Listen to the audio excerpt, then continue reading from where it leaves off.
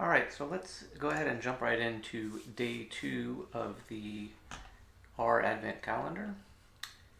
As you saw last time, I just downloaded all the files. We got them into this subfolder.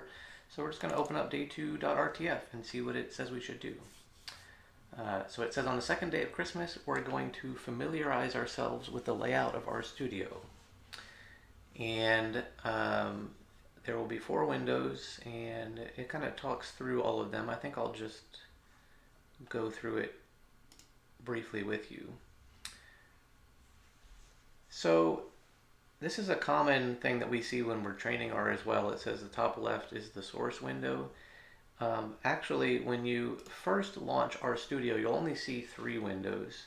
There's this console, which is taking up most of the screen, the environment and other workspace areas in the upper right, and then kind of a helper area down below.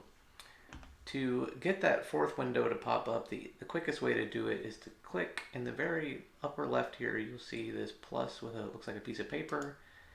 If you click on that and then select R script, that will open up the 4th window.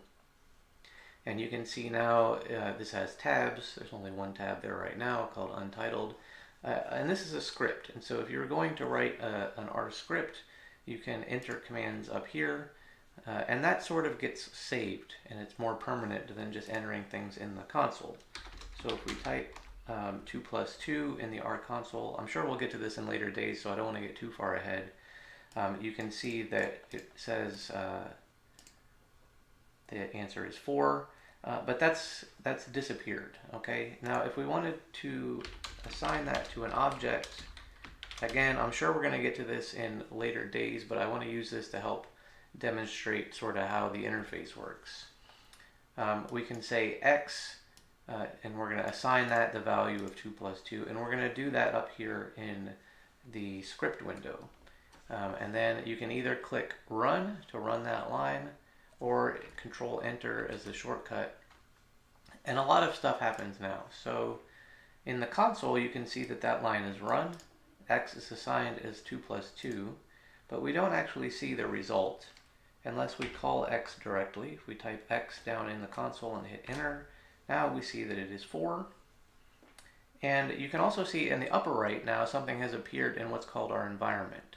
So this says that we have a value, the name of that value is X, and its actual value is 4.